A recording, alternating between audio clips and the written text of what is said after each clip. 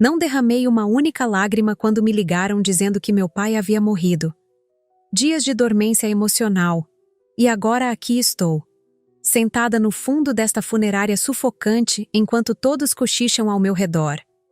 Meu pai era um homem frio e calculista que controlava tudo com mão de ferro, incluindo sua família. Todo o seu império financeiro, construído à custa de relacionamentos quebrados e segredos obscuros. Todos estão vestidos de preto, exibindo expressões tristes, mas dá para sentir a tensão no ar. Ninguém está realmente de luto. Todos se perguntam o que acontece agora. O que acontece com o dinheiro dele, com a empresa, com o império que construiu. Não vejo a maioria dessas pessoas desde que fui expulsa como lixo descartável. Meu irmão Ricardo sequer me reconheceu desde que cheguei. Apenas continua lançando olhares presunçosos enquanto aceita condolências como se já fosse o novo rei. Minha mãe continua secando olhos secos com um lenço, olhando para qualquer lugar menos para mim. Eu não deveria ter voltado aqui. Sabia que isso seria um erro. A sala da funerária parece cada vez menor, como se as paredes estivessem se fechando sobre mim. Tudo mudou quando Ricardo subitamente se levantou durante o elogio fúnebre. Ele se virou diretamente para mim, seu rosto contorcido com uma preocupação falsa, e anunciou para a sala inteira. Ela só está aqui por causa do dinheiro. Papai ia cortar ela completamente do testamento. A sala ficou em silêncio mortal. Os olhares penetrantes atravessaram minha pele como agulhas. Antes que eu pudesse reagir, um homem mais velho em um terno caro caminhou até a frente da sala. Senhor Pereira, advogado pessoal do meu pai desde antes de eu nascer.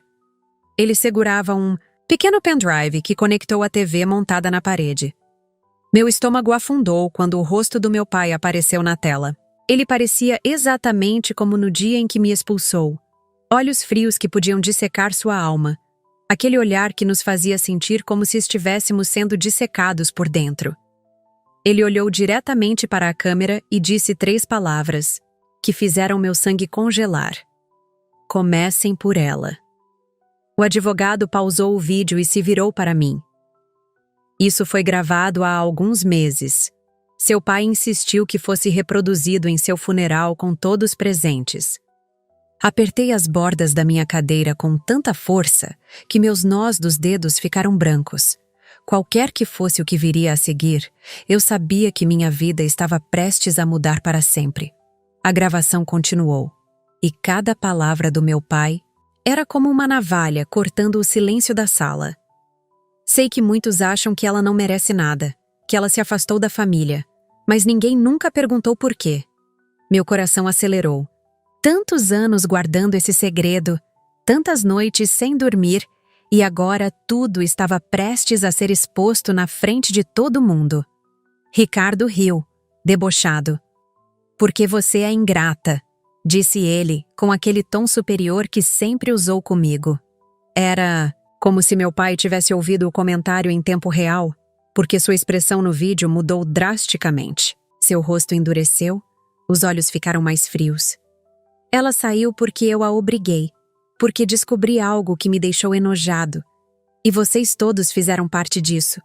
Um frio correu pela minha espinha. A sala inteira congelou. Minha mãe abaixou a cabeça, incapaz de me encarar.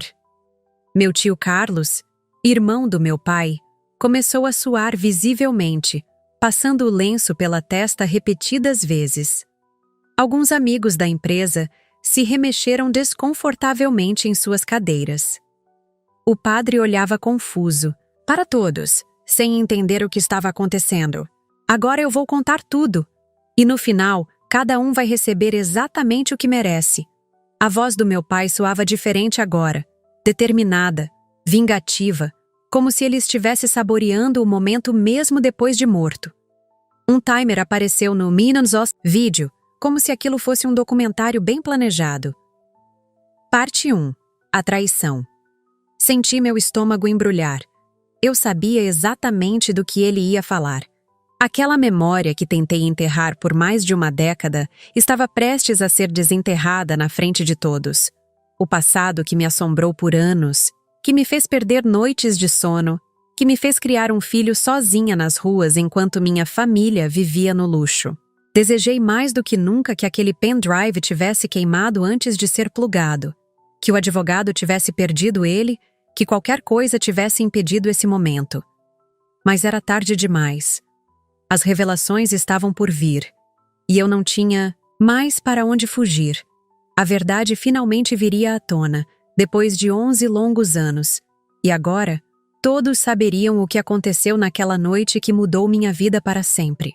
11 anos atrás, disse meu pai com a voz firme que usava para fechar negócios importantes. Eu descobri que minha filha mais velha, a que está aí agora ouvindo tudo, não fugiu da família. Ela foi expulsa. Minha mãe apertou os braços da cadeira com tanta força que os nós dos dedos ficaram brancos. Seu rosto envelhecido estava contorcido numa expressão de pânico que jamais havia visto antes. Ela sabia o que viria a seguir. Todos sabiam, menos os de fora da família. Os funcionários da empresa, os amigos distantes, todos eles acreditavam na mentira que meus pais espalharam, que eu era rebelde, que abandonei a família por egoísmo, que desperdicei todas as oportunidades que me deram. Ela me contou que foi traída por alguém de dentro. E eu escolhi ignorar. Olhei diretamente para Ricardo.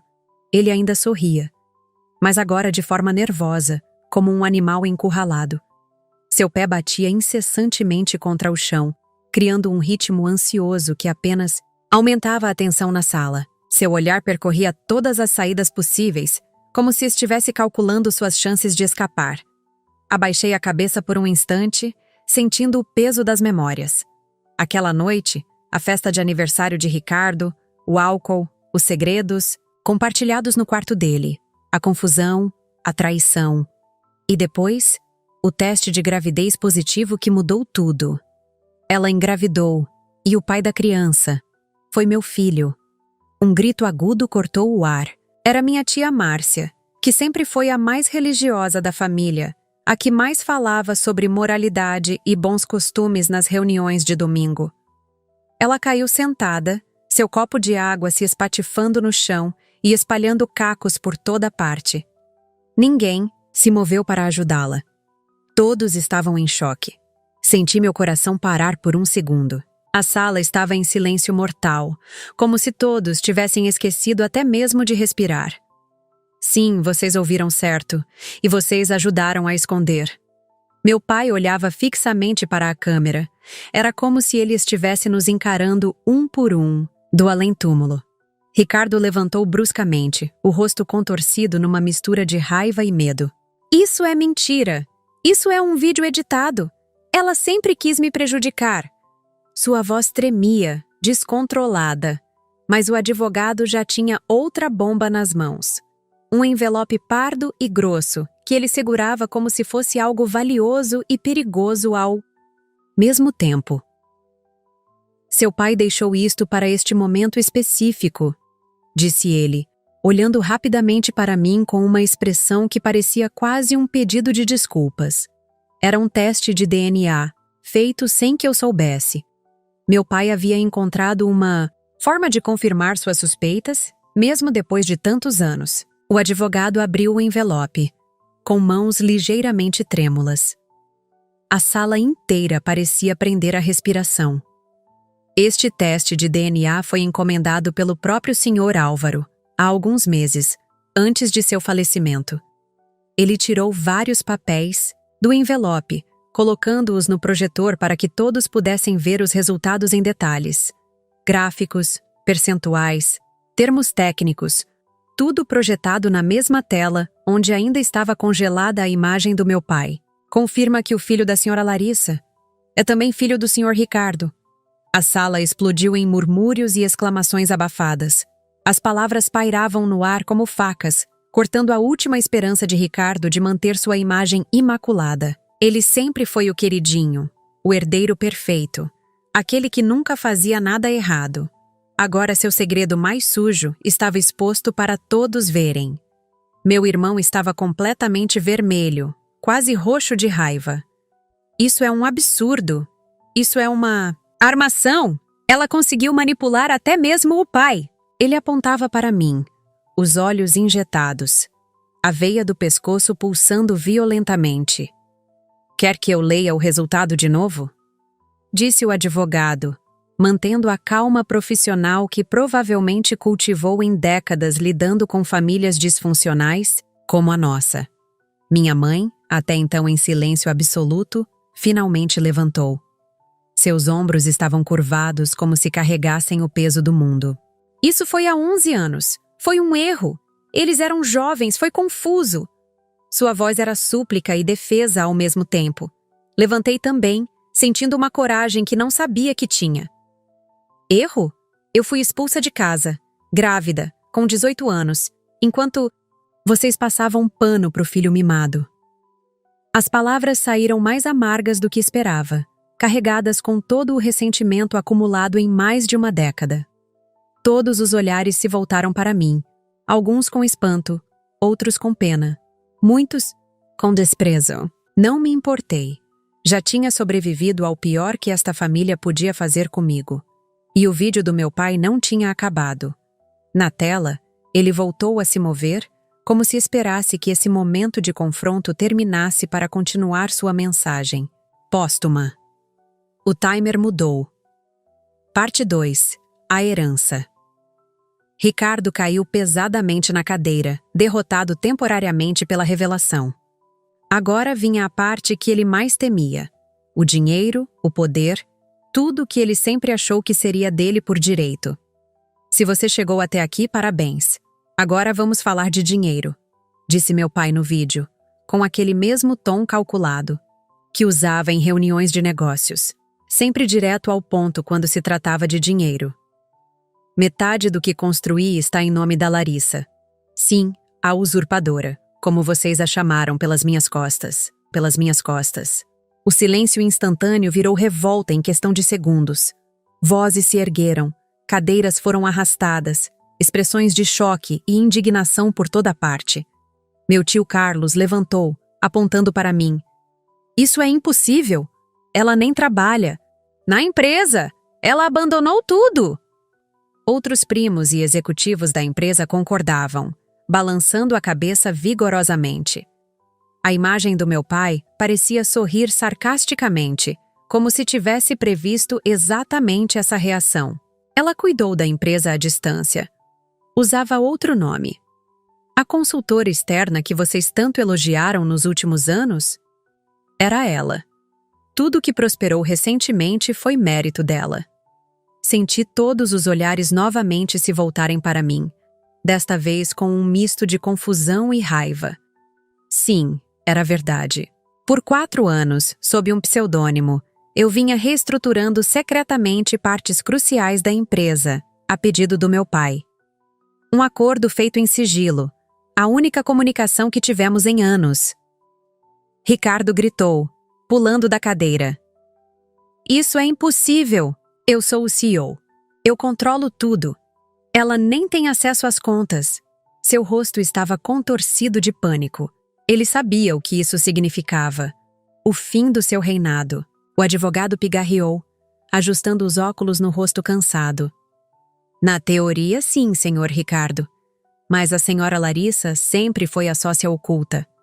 E agora, conforme as instruções testamentárias, é a única com acesso direto às contas principais e ao sistema de gerenciamento central. Pela primeira vez na vida, eu vi medo genuíno no rosto do meu irmão. Aquele mesmo rosto que sorriu com desdém quando me viu sendo expulsa de casa, grávida e desesperada, 11 anos atrás. O mesmo que fingiu preocupação quando espalhou rumores sobre meu suposto vício em drogas para explicar minha ausência. Ele não sabia. Mas na mesma manhã, seguindo instruções deixadas pelo meu pai, eu já havia transferido tudo. As ações, os imóveis principais, as contas offshore, tudo estava sob meu controle agora. Eu, que passei anos morando em apartamentos minúsculos, trabalhando em 3 empregos para sustentar meu filho, agora tinha mais dinheiro do que jamais imaginei ser possível. A ironia era amarga e doce ao mesmo tempo. Você não pode fazer isso! gritou Ricardo, cruzando a sala em passos largos e me segurando pelo braço com força suficiente para deixar marcas. Seus olhos estavam arregalados, injetados, quase saindo das órbitas. Aquele não era mais o executivo polido que aparecia em capas de revistas de negócios. Era um homem desesperado vendo seu império desmoronar. O advogado interveio rapidamente, sinalizando para os seguranças que estavam posicionados discretamente nos cantos da sala. Senhor, mantenha a compostura. Este é um momento de luto. Respeito é fundamental. Os seguranças se aproximaram, mas não foi necessário intervir. Ricardo me soltou, ainda tremendo de raiva. Minha mãe começou a chorar de verdade agora, lágrimas grossas escorrendo pelo rosto envelhecido prematuramente. Filha, por favor.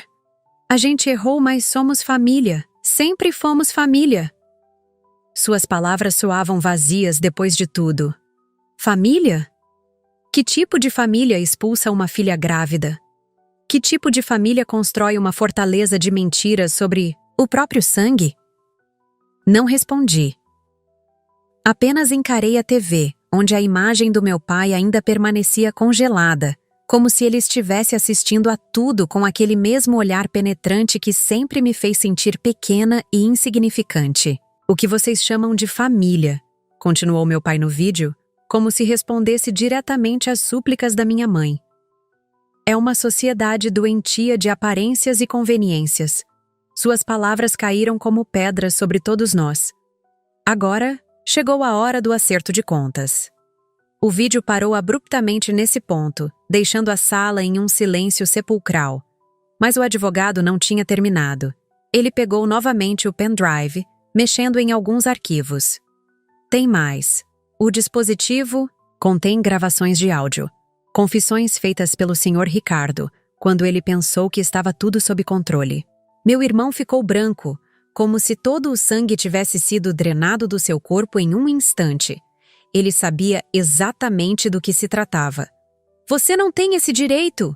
Isso é invasão de privacidade! Vou processar você e essa empresa! Gritava. Ele, apontando para o advogado, para mim, para qualquer um que pudesse culpar pelo seu próprio comportamento. Eu tenho sim! Disse o advogado com uma calma impressionante. Seu pai deixou instruções claras, todas legalmente respaldadas. E agora? Todo mundo vai ouvir o que você realmente pensa sobre família, ética e lealdade. Ricardo tentou avançar novamente, mas desta vez os seguranças foram mais rápidos, posicionando-se entre ele e o advogado. O advogado conectou seu notebook ao sistema de som do salão. O silêncio era absoluto, exceto pelo som ocasional de alguém fungando ou se remexendo desconfortavelmente na cadeira. Esta é a primeira gravação. Foi feita por Álvaro com autorização judicial. Ricardo estava sendo investigado por irregularidades financeiras, algo que vocês saberão mais adiante. Ele apertou o botão de play. A voz do meu irmão soou alta e clara pelo sistema de som, preenchendo cada canto da sala. Ela vai voltar. Eu sei, mas ela não vai ter nada. Eu vou convencer o velho a mudar tudo antes. Ela não tem provas. Aquela vadia não tem nada. Murmúrio de horror se espalhou pelo salão. Alguns convidados se levantaram chocados e saíram discretamente. Outros permaneceram, hipnotizados pelo drama que se desenrolava, incapazes de desviar o olhar. A segunda gravação começou sem aviso. Se ele descobrir que o filho é meu, ele me mata. Mas não vai descobrir. Eu mandei sumirem com os exames. A mãe ajudou. Eu olhei para minha mãe, que tremia visivelmente agora. Seu rosto estava pálido, os olhos arregalados fixos no chão, incapaz de enfrentar os olhares acusadores que se voltavam para ela. Eu não tive escolha, sussurrou ela, mais para si mesma do que para os outros. Eu apenas fiquei ali, em pé, absorvendo tudo. Tantos anos de dor e dúvida, questionando minhas próprias memórias, me perguntando se eu havia exagerado, se talvez minha família tivesse razões válidas para me rejeitar tão completamente. E agora, a confirmação de que tudo foi exatamente tão terrível quanto eu lembrava. Tudo o que conseguia pensar era em quantos anos eu vivi na rua, com um bebê nos braços, fazendo bicos em cafeterias, dando aulas particulares, dormindo em sofás de conhecidos, tudo enquanto eles tramavam minha destruição completa entre taças de vinho em jantares sofisticados. A terceira gravação começou ainda mais incriminadora. O moleque não pode aparecer nunca. Se alguém descobrir, vamos dizer que ela inventou tudo, que era uma vagabunda que dormia com qualquer um. Ninguém vai acreditar nela contra nós. A voz do meu irmão soava tão casual, tão despreocupada, como se estivesse falando sobre o tempo, não sobre destruir a vida da própria irmã e negar a existência do próprio filho. A raiva que senti foi tão intensa que minhas mãos começaram a tremer.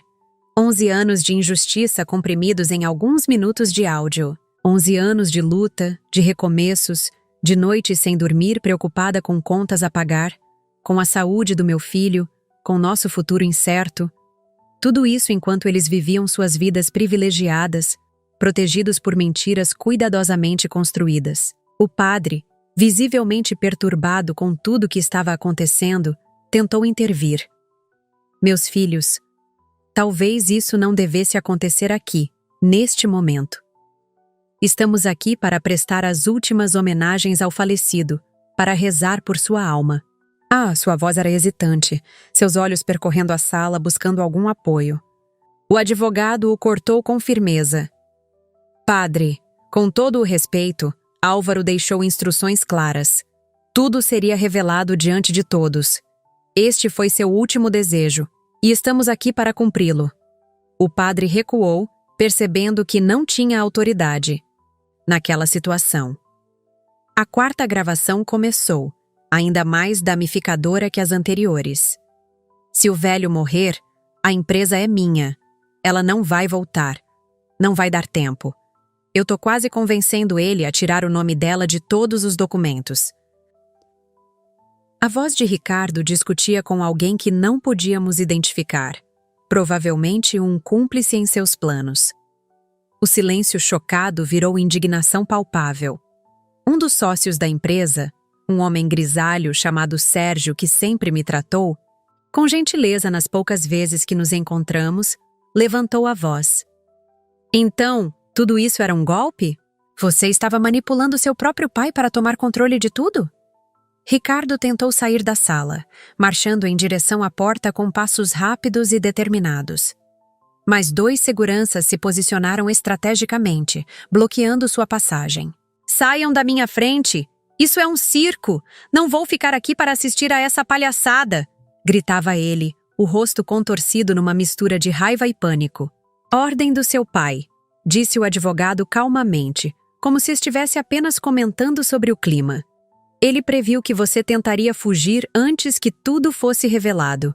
As portas permanecerão fechadas até o final da apresentação. Meu pai realmente havia pensado em tudo.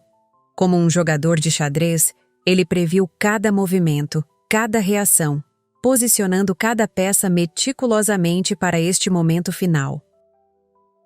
Era impressionante e assustador ao mesmo tempo perceber que mesmo depois de morto, ele ainda controlava tudo e todos naquela sala. Eu me perguntei quanto tempo ele planejou isso, quanto tempo ele guardou seu conhecimento sobre as traições do filho, coletando evidências, preparando sua vingança póstuma. Me perguntei por que ele esperou tanto tempo para me trazer de volta. Por que permitiu que eu sofresse por tantos anos sozinha? Talvez ele nunca tenha realmente me perdoado pelo escândalo. Apenas decidiu que Ricardo merecia ainda menos seu perdão. Mesmo agora, em sua vingança, havia algo de cruel e calculista, típico dele até o fim. O vídeo voltou a rodar na tela grande. Última parte.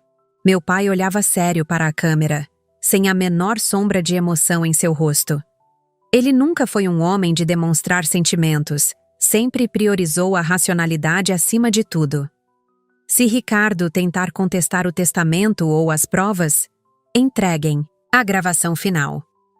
O advogado não esperou, já colocou o áudio para tocar imediatamente. Era uma gravação curta, mas devastadora. Eu sabia o tempo todo, só deixei que cavasse a própria cova. A voz do meu pai soava quase satisfeita, como se estivesse saboreando a queda do filho favorito. Ricardo começou a gritar, completamente, fora de controle agora. Isso é uma armação! Ela manipulou tudo! Ela obrigou ele a fazer isso. É óbvio que ele não estava em seu juízo perfeito quando gravou isso. Sua voz estava estridente, desesperada, enquanto ele apontava freneticamente para mim, uma acusação após a outra, cada uma mais absurda que a anterior. Estava claro para todos que ele tinha perdido completamente o controle. Eu permaneci em pé, imóvel, segurando as lágrimas que ameaçavam cair. Não daria a ele o prazer de me ver chorar. Não agora. Não depois de tudo que passei. Meu pai concluiu o vídeo com uma última frase, olhando diretamente para a câmera como se pudesse ver através do tempo e do espaço, falando diretamente comigo. Filha, eu falhei com você, mas deixe o mundo inteiro saber que errei. Agora ele é seu. Cuide melhor do que eu cuidei. A imagem sumiu, deixando a tela preta. A sala explodiu em murmúrios, exclamações abafadas, discussões acaloradas. E então, algo inesperado aconteceu. Alguém aplaudiu.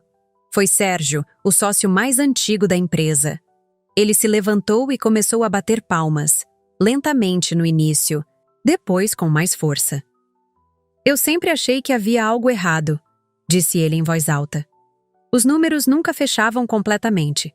As decisões nunca faziam sentido total. Agora entendo por quê. Outros executivos da empresa começaram a concordar, acenando com a cabeça. A verdade estava finalmente vindo à tona, em várias camadas. Não era apenas sobre minha gravidez e expulsão. Era sobre anos de manipulação, desvios, mentiras que afetaram não apenas a mim, mas a empresa inteira, os funcionários, os negócios. Ricardo tinha prejudicado muito mais pessoas do que eu imaginava. O advogado pigarreou novamente, ajustando os papéis em suas mãos trêmulas. De acordo com o testamento e as evidências apresentadas, o Sr. Ricardo Álvaro perde qualquer direito à herança. Será removido da presidência da empresa imediatamente, e todos os seus poderes administrativos estão revogados a partir deste momento. Sua voz era monótona, como se estivesse apenas lendo uma lista de compras, não destruindo a vida de alguém. Ricardo avançou em minha direção novamente, o rosto contorcido em uma máscara de ódio puro. Você planejou isso tudo, você e aquele velho manipulador? Os seguranças o contiveram antes que ele pudesse me alcançar, segurando-o pelos braços enquanto ele se debatia violentamente. Eu sou o primogênito! Isso é um circo! Ela é uma desgraça nessa família. Ela dormiu com meio mundo. Aquele moleque nem deve ser meu. Suas palavras eram veneno puro, tentando me ferir uma última vez, tentando lançar dúvidas sobre a paternidade que o teste de DNA já havia confirmado conclusivamente. Minha mãe chorava sem parar agora. Um choro descontrolado que sacudia todo o seu corpo frágil. Meu Deus, o que nós fizemos? O que nós permitimos que acontecesse? Eu finalmente falei, minha voz surpreendentemente firme apesar da tempestade emocional que rugia dentro de mim. Vocês me deixaram sozinha, com 18 anos, grávida, sem dinheiro, sem apoio, sem nada. As palavras saíram devagar, carregadas com o peso de 11 anos de dor. Eu não queria isso. Não queria voltar. Não queria reviver tudo isso. Mas ele me obrigou a voltar. Com esse vídeo. Tirei do bolso uma carta amassada, escrita à mão com a caligrafia impecável do meu pai. Estava comigo há meses, desde que ele me procurou secretamente, já sabendo que estava doente. Mostrei para todos, embora poucos pudessem ler de onde estavam. Você precisa ouvir tudo isso com eles. Não fuja mais. Acabe com essa mentira. A carta continuava, detalhando tudo o que eu precisaria fazer após sua morte. Todas as instruções precisas para retomar o controle da empresa. Todas as senhas. Todos os documentos que eu precisaria acessar. Foi a única coisa sincera que ele me deu nos últimos 11 anos. Não era um pedido de desculpas. Meu pai nunca foi homem de pedir desculpas. Era uma admissão de erro e uma tentativa de reparação, da única forma que ele conhecia, através do poder e do controle.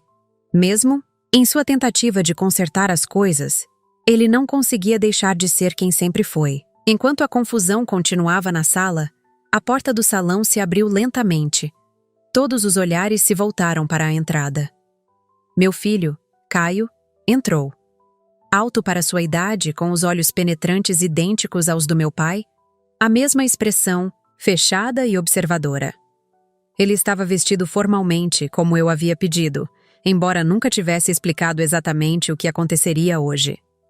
Ele sabia apenas que iríamos ao funeral do avô que nunca conheceu.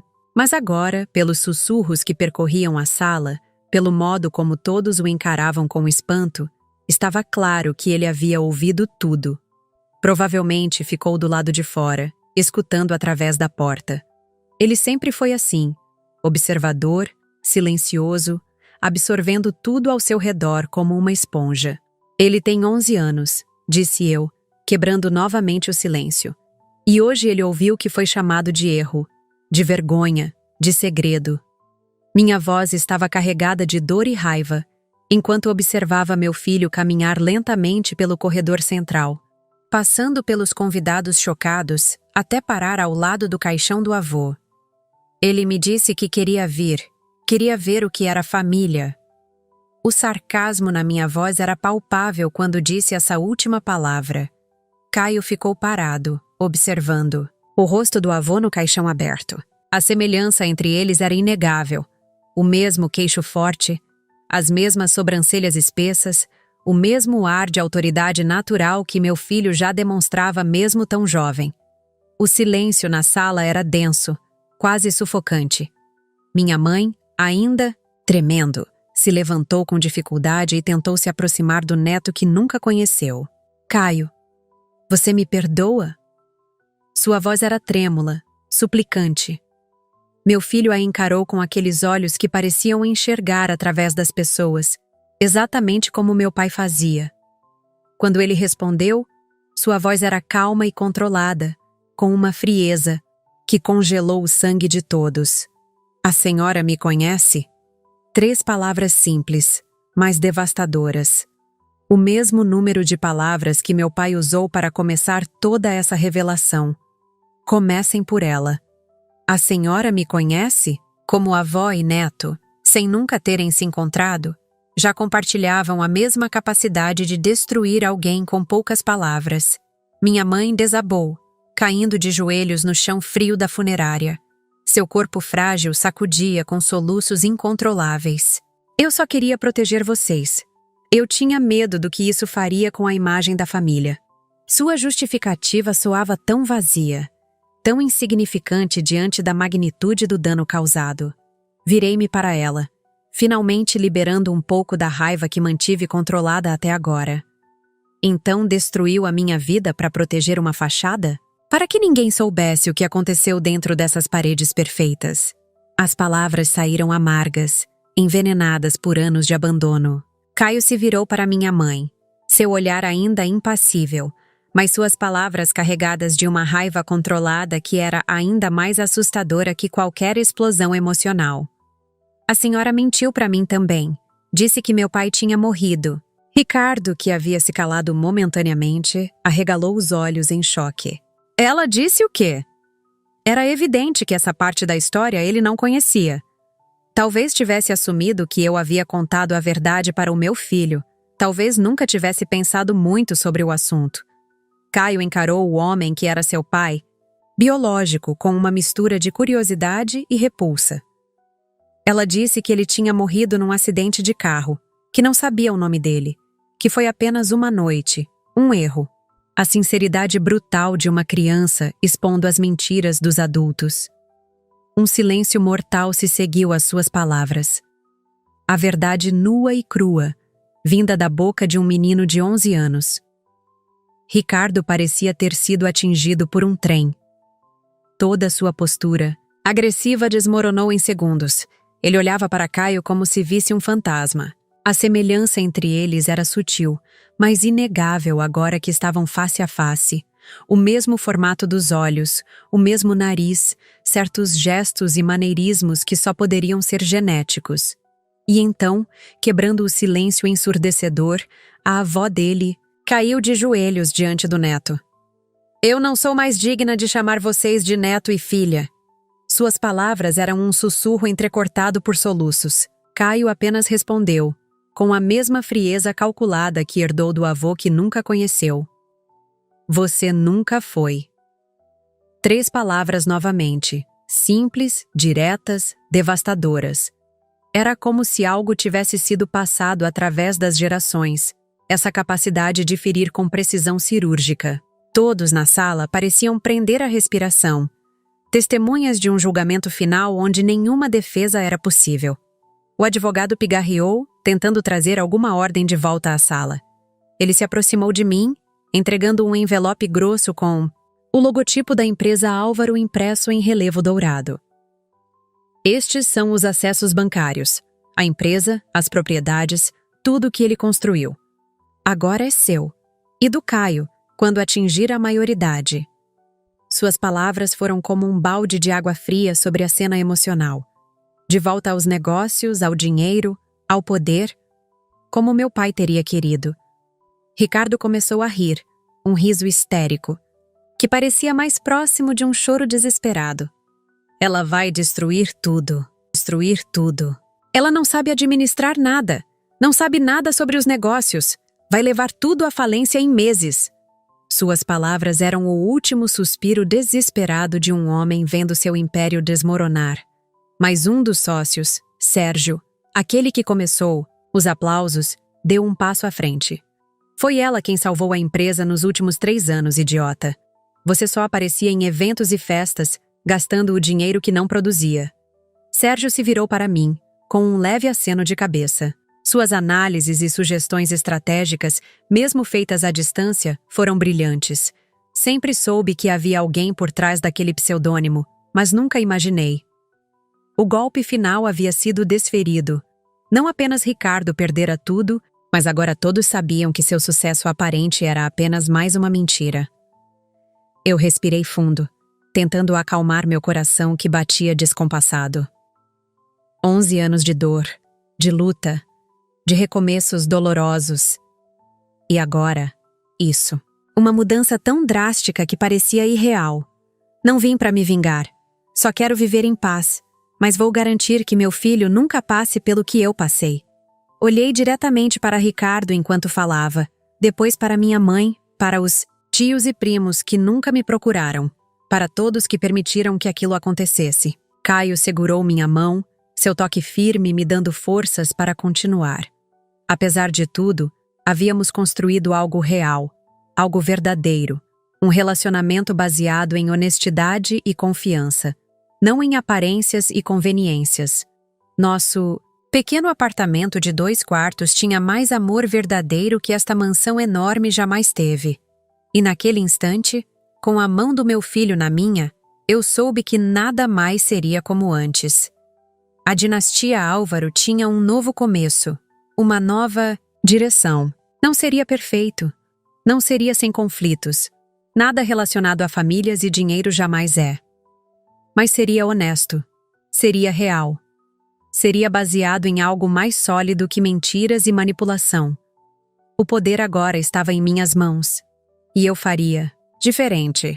Não pelo meu pai, não por vingança, mas pelo meu filho e por mim mesma. Ricardo tentou sair novamente, desta vez empurrando violentamente um dos seguranças. Mas antes que pudesse alcançar a porta, foi abordado por 2 homens de terno escuro que não faziam parte da segurança da funerária. Eles mostraram distintivos, discretamente. Senhor Ricardo Álvaro, estamos aqui por ordem judicial. Há um mandado de condução para esclarecimento de fraudes fiscais e desvio de recursos. Ricardo congelou no lugar, o rosto pálido como papel. O quê? A palavra saiu como um sussurro assustado. O advogado, que aparentemente sabia de tudo, explicou calmamente.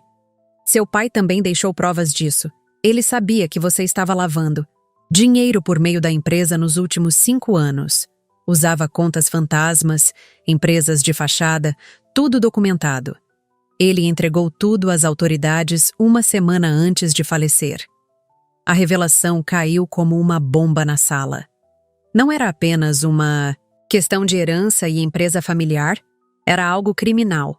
Algo que poderia levar Ricardo à prisão por anos. Minha mãe gritou, um som agudo e desesperado que ecoou pelas paredes da funerária.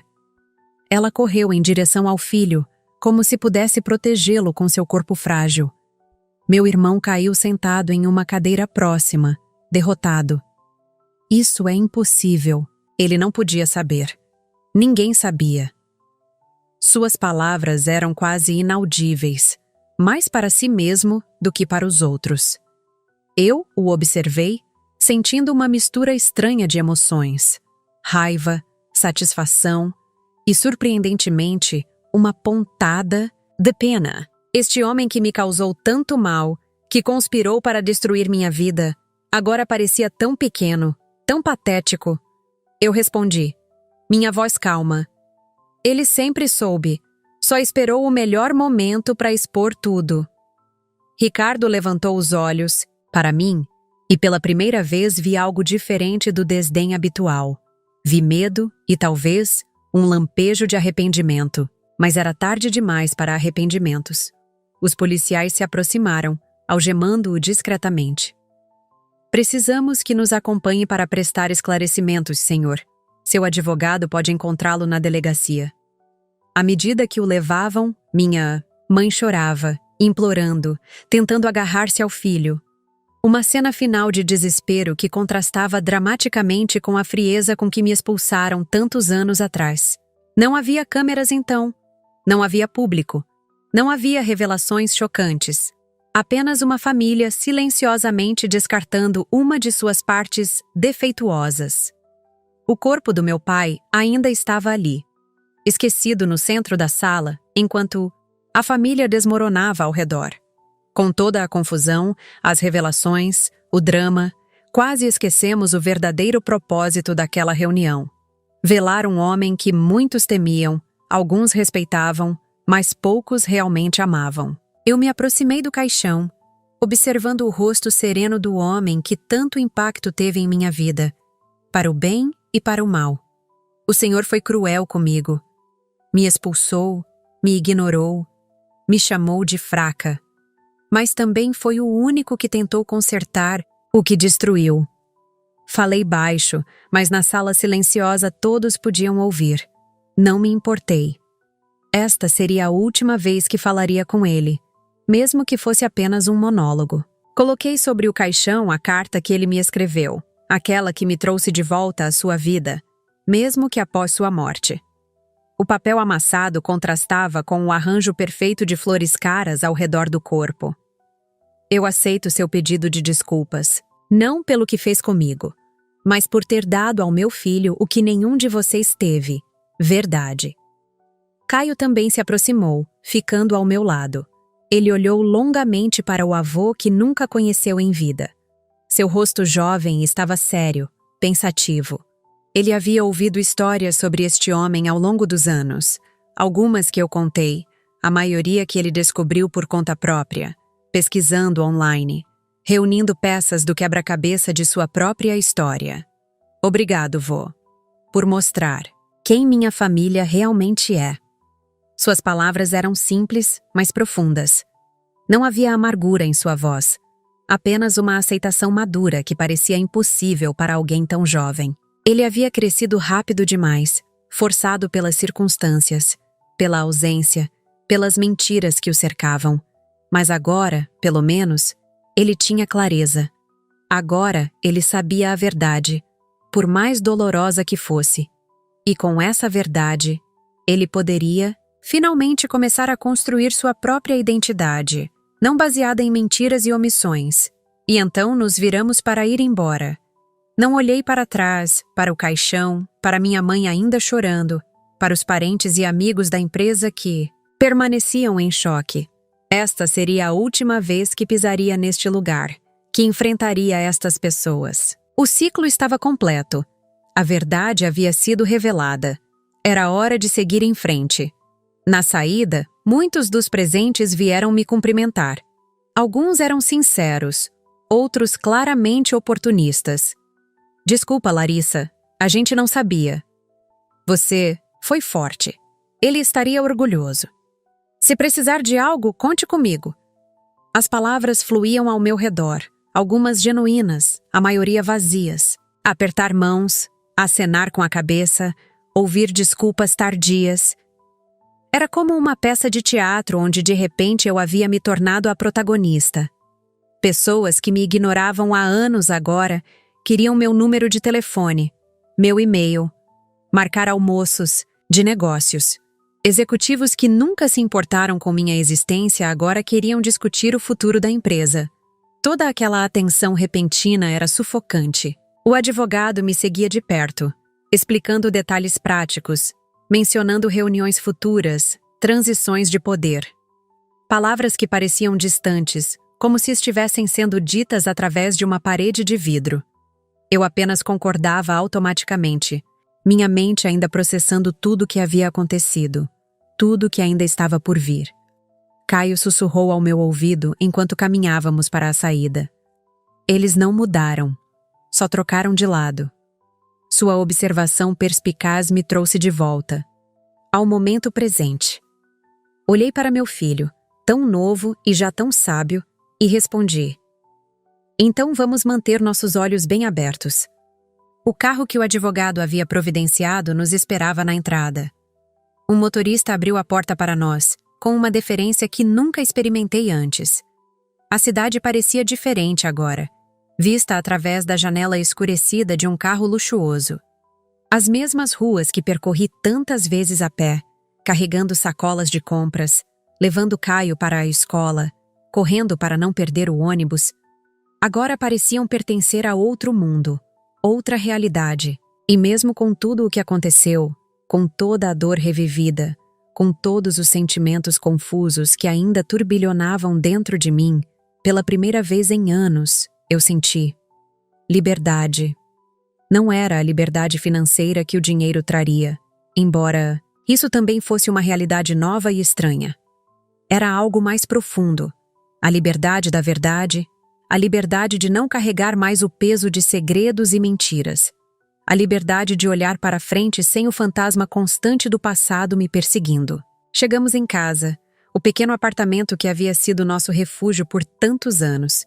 Em breve teríamos que nos mudar, assumir nossos novos papéis, nossas novas vidas. Mas por enquanto, este ainda era nosso lar, nosso porto seguro. Caio subiu para o quarto, precisando de um tempo sozinho para processar tudo. Eu sentei na sala com o testamento ainda nas mãos, folheando as páginas sem realmente lê-las. Aquela frase martelava na minha cabeça, repetindo-se como um mantra. Comecem por ela. Quanto mais eu pensava nisso, mais claro ficava que não. Era uma ameaça, como pensei inicialmente. Não era uma sentença, uma condenação. Era uma instrução. Meu pai sabia que o mundo deles ruiria inevitavelmente. As mentiras, os esquemas, as fraudes, tudo viria à tona eventualmente. E ele sabia que eu era a única que podia sustentar o que sobrasse, a única forte o suficiente para reconstruir das cinzas, porque eu já havia reconstruído minha própria vida do nada uma vez.